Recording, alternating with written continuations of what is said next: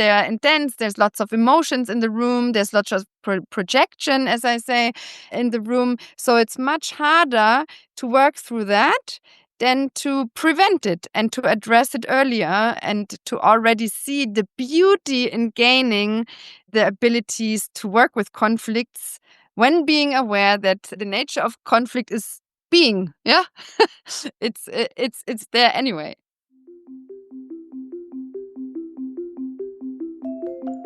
The Center for Understanding in Conflict welcomes you to The Other Chair, a monthly podcast exploring the dynamics of conflict and how to bring the human issues to the table. Together with our guests, we explore how the power of understanding each other can lead to better solutions for people on both sides of an issue. We will also share tips for managing your own mediation practice, approaching conflict in the professional world, and ways to apply our understanding-based model in your personal life.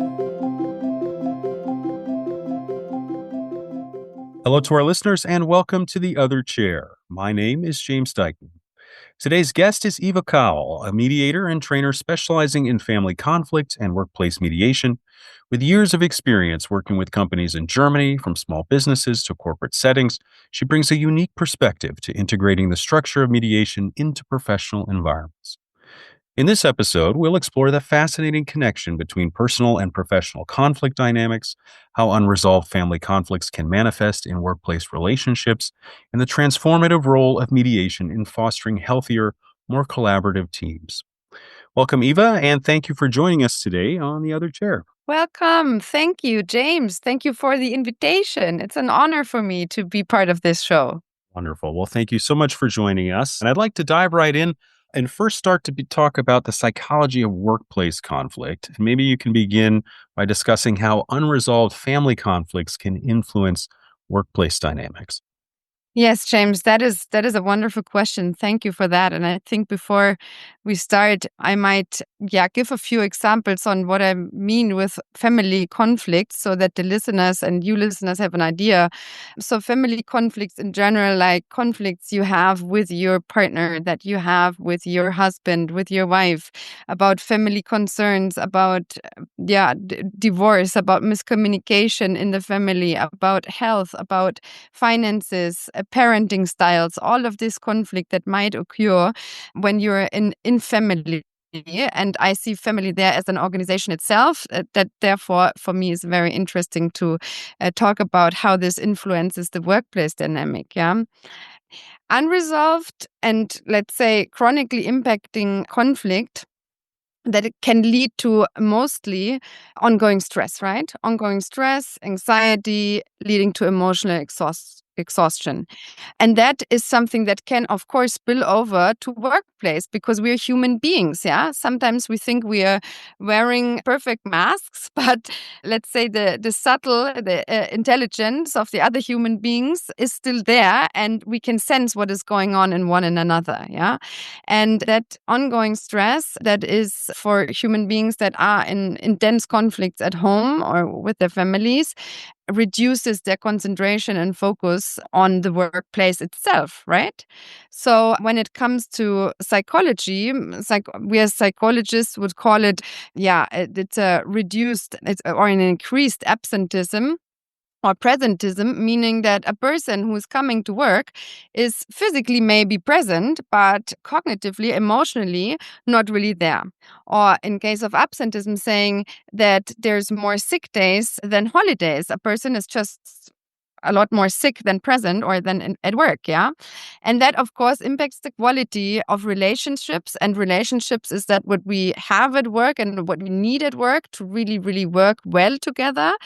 And when they suffer, teamwork is hindered and collaboration is hindered because when relationships are impacted by that original family conflict that somebody is coming to work with, I can often observe poor communication patterns or, let's say, conflict avoidance, because there's already a lot of conflict at home. There's already a lot of conflict with their own partners, so they don't want to face conflict at work as well then, or also that they've not learned or they're not learning in their family how to cope with conflict or to resolve conflict. So they're bringing these patterns of behavior into work. So that mostly also leads to to erosion of trust, because if I cannot resolve conflict with you at work, I'm not trusting into the relationship we have. And that also erodes communication. So we're not exchanging so much with each other.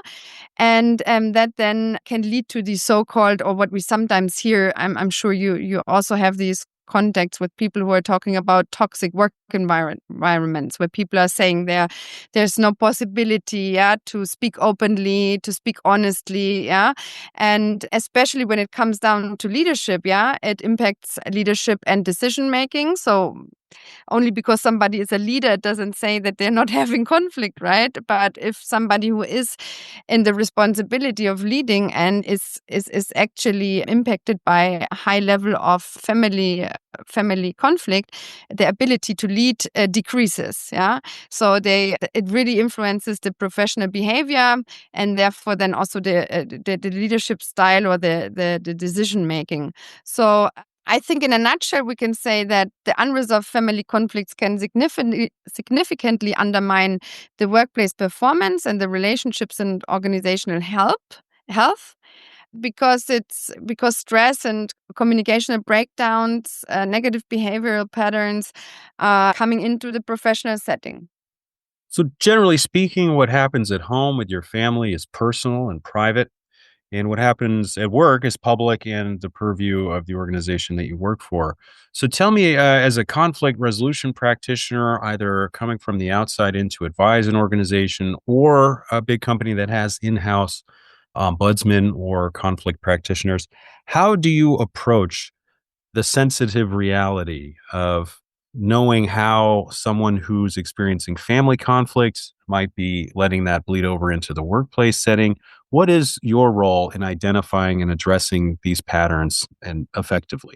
Most of the time, it is different approaches. Sometimes somebody is calling me because they are impacted by that. They are impacted by conflicts that are people bringing from the outside into the organization. So they observe that and they ask for help from a professional external to address it.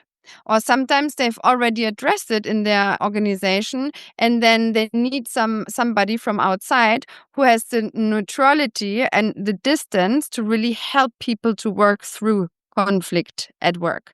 So in both cases, I come very transparent, because I stand for the nature of conflict, so that it is naturally given fact, and I'm not coding it into a nice dress or something. Sometimes I've seen that people that are professionals in organizational development or in specific professions that are more from the consulting side, that are sometimes juggling a little bit around what is really there. So for me personally, I already say that conflict is inherent and conflict is nature, the nature of relationships of human beings. So when somebody calls me, they are aware that I will speak about that quite transparently. Conflict manifests itself in many ways in our personal lives, for professionals in the workplace and for practitioners who have made a career bringing together parties in conflict through mediation practice. Each month, the Center for Understanding in Conflict hosts live webinars with featured guests discussing best practices and sharing their experiences for tackling conflict using the understanding-based model. So, as many of our listeners are familiar with traditional mediation or conflict resolution structure, there's a third party neutral in the room. There are two parties in conflict, especially through the understanding based approach, are present, willing to work through that conflict together. How do these mediation structures get adapted to workplace settings and scale within a larger organizations and maybe expectations of privacy or the way that power structures show up? I really like that question, because I've also sensed sometimes mediators stick to the classic table mediation, the classic structure of mediation. And I've also found along my journey now that the basic structure of mediation is very powerful, but we are also free in creativity. So saying that, I mean, in our basic structure, we move from positions to the deeper meaning behind these positions, right?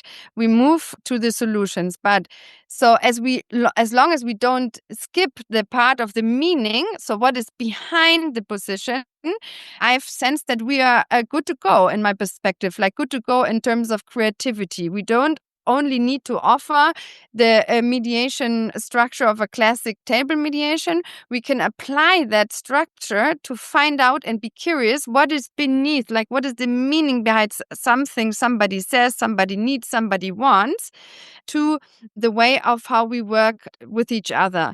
So if there is let's say there is a company who is already aware, that conflicts exist and that there is a friction, and that friction can lead to a more escalated conflict, they can, or I've accompanied organizations already that have combined this knowledge with the practice of mediation. So they invent, or we invent together, formats that people train the skills that you need to work through conflict. So that increase this curiosity of wanting to know what is behind it when somebody has a conflict, or when somebody has something that is disturbing or frustrating them.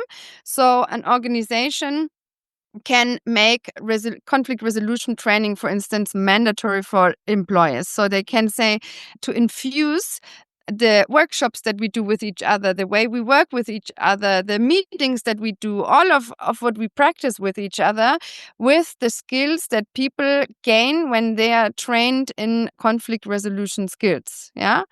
That can, for example, be infusing HR practices, practicing good leaves, when termination meetings escalate, or when a termination is in a sense of a bad or toxic context, where I see when people are trained in mediation skills, they are most likely the ones who dig deeper to find out what is happening here, instead of being anxious or instead of being feared, to find that out and to be like, my profession ends here. This is what we said. This is it. Like, a lot of pain and a lot of hurt is produced when people stop wanting to find out what is really, really happening and really going on, and only moving from position to solution.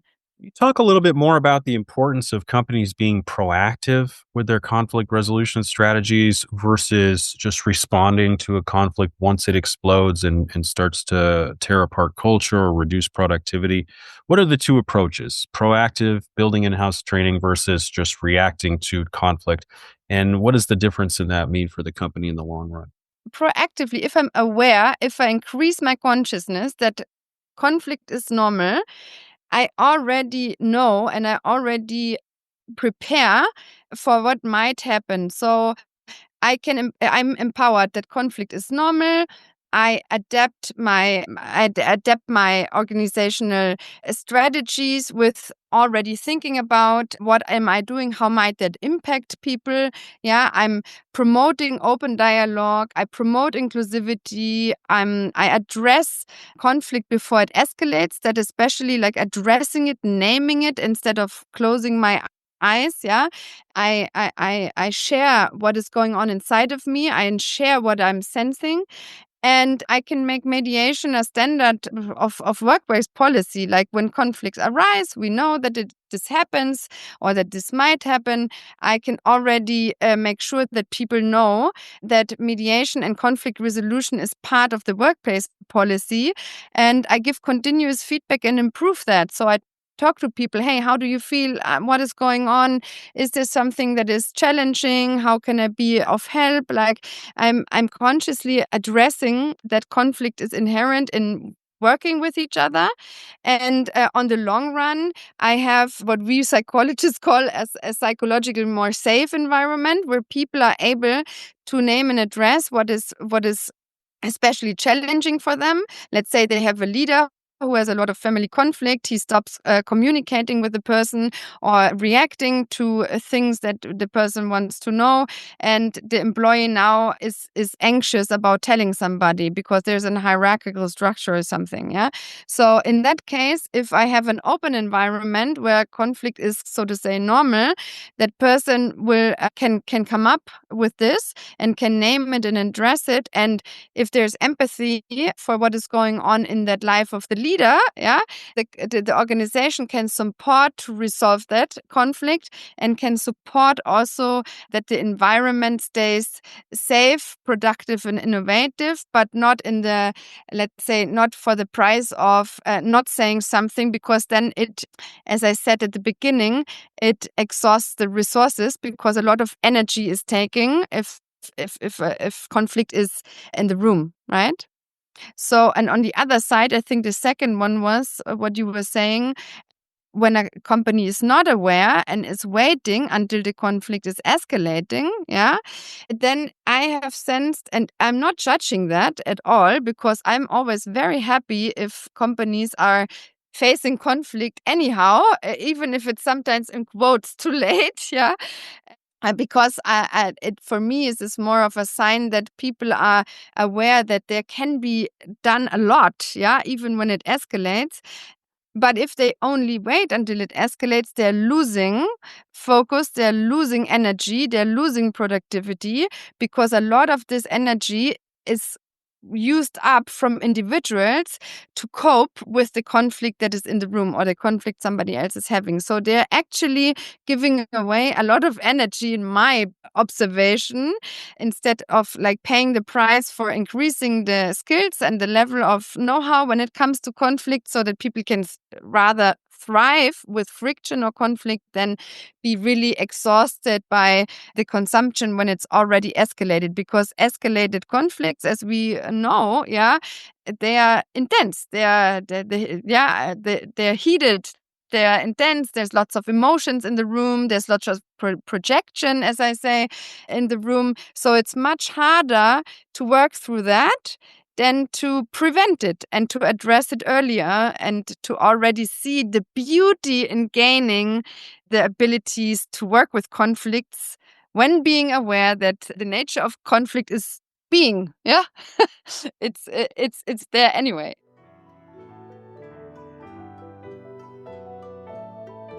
Throughout the year, the Center for Understanding in Conflict hosts in-depth basic and advanced certificate programs designed to train you to become effective mediators and conflict resolution professionals centered in the understanding-based model. Our training programs have been the gold standard in alternative dispute resolution for 40 years and is popular within the legal community with human resource professionals, ombudsmen, and corporate workplace mediation clients.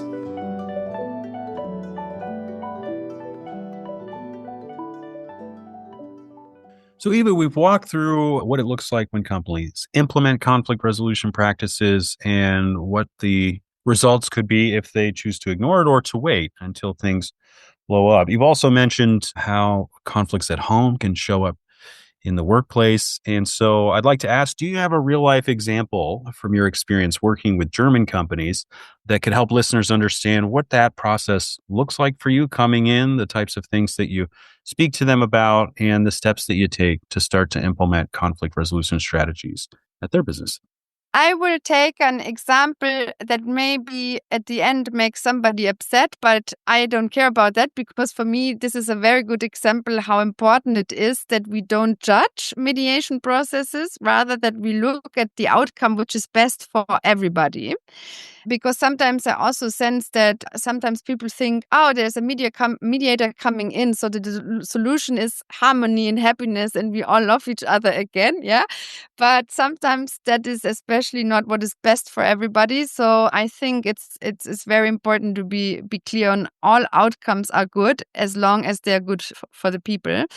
So there was a company that was calling me. This was in summer last year. And it was from the founder, from the C-level board, that was calling me that they have somebody in the team, like a colleague that is also on leadership level, where they continue to have trouble. They continue to have trouble in communication. They continue to have trouble in how they see what should be the goal and what should not, and what should be done and what not, and the tasks and the roles and the responsibilities and all of that. So by that call, when they approached me, I said, okay, I can come and I can, first of all, please assess what is going on. So I always start with assessing what is going on. I'm not taking it for granted if a C-level is calling me and saying, this is what the problem that we have. Yeah. I say, oh, yeah, that is nice. And thank you for the description. But I want to assess and analyze the situation myself so that I can get a broader picture from what is going on. So then I'm checking, is everyone who is in the conflict, yeah, aware that they are part of a conflict? Because sometimes, one person is saying, oh, there's a conflict, I have a conflict with XYZ, and the other person has never heard about that before or does not even see the conflict. So the second step is to really get in contact with all of the parties and to analyze and see, is it really true? Is this really a conflict? And what kind of conflict is it? So that can be that I have interviews, one-on-one interviews with all of the parties before we have the first meeting all together. That can be that people are already approaching me with all in combination, like all the parties are already on the first call of approach, like, or are in CC of the email. That can be different because somebody is not part of it. In that case, all of the people were part of it. And I could sense when I was talking to them that they all tend to be very nice with each other. They were very appreciative, very, like, there was quite a lot of harmony where I'd say, okay, that is kind of strange in a viewpoint of somebody looking from outside, being like, that must be, there's harmony. Where's this conflict? There's no conflict. So I was then quite quickly setting up a meeting with them, sitting down and looking, what is the conflict? This is the first question. Yeah, if you're in orchestrating a mediation in a workplace, also with just family parties, you have to find out what is really the conflict. And at this point, I'm really, really precise, because in companies or in organizations in general, somebody is in the room where we have like biases. Let's say we have a confirmation bias or something is going on, that we say things that the other one wants to hear. But I make very clear that we are in the room to really find out what is really going on, to understand this and to take the time to understand it, and then go from there further to resolve it. So we took quite a while on finding out what was the conflict itself. And then by doing that, it was beautiful to see that one person of the team of 4 was with all of the other 3 repeatedly having communicational conflicts. It was things saying like, I say this bottle of water is transparent, and the other one says no, it's blue. Like, they had conflicts in understanding of what they looked at and in the meaning behind of it.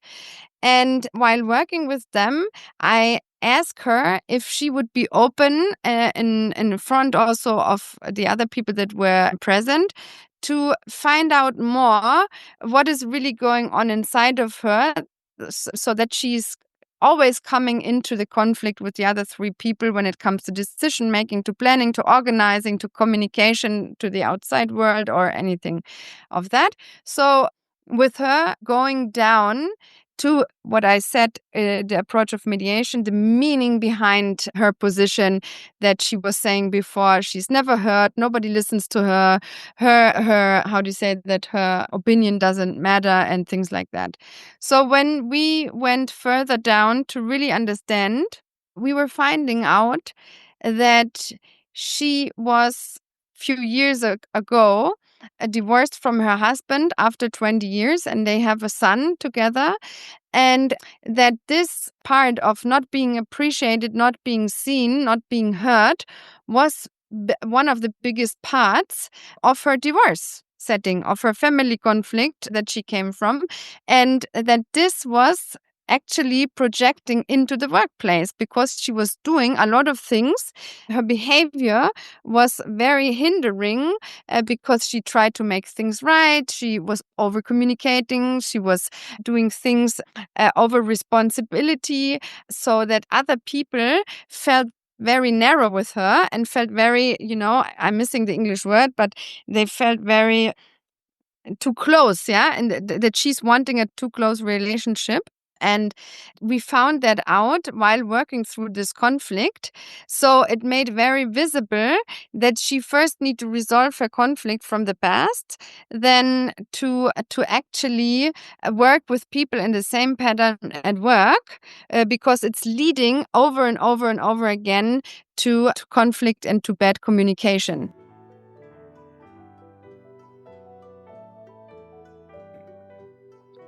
This podcast is supported by our CUC Connect members, whose yearly membership includes free attendance to our live monthly webinars, 12 additional featured recordings of past training events, and support from our network of certified trainers for continued professional development.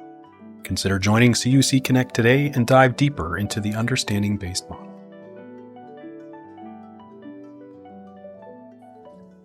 Hey, Eva, the last question I have for you today is, what advice do you have for companies who are interested in exploring conflict resolution skills training or bringing in someone to assess their situation for the long-term success of their business? To find a good trainer. I advise organizations to bring in skills training to face the world as it is, because it's more like the world of where conflict is natural, and to not try to avoid it rather than to really increase the skills and bring in the skills, train the leaders, train the employees to really focus on gaining these abilities rather than to avoiding or judging it. Because, when it comes down to how we live at the moment and how the world is, it's ever changing. So there is complex context, there is non-linear developments, there is anxiety, there is a brittleness, there is a volatility, there's all of these qualities that are outside of us. So it's really, really important to train the skills to have your own world, your inner world, and your own abilities to face conflict at a very good level, to not project into the workplaces or to not get in unnecessary, in my point of view, unnecessary conflicts at work. Thank you so much, Eva, for being here today. I appreciate you joining us. Thank you, James, for having me. Thank you to Eva Kaul for sharing valuable insights on the psychology of workplace conflict, the benefits of mediation in team settings, and the importance of training in conflict resolution skills. You can learn more about her work by visiting www.evakaul.de.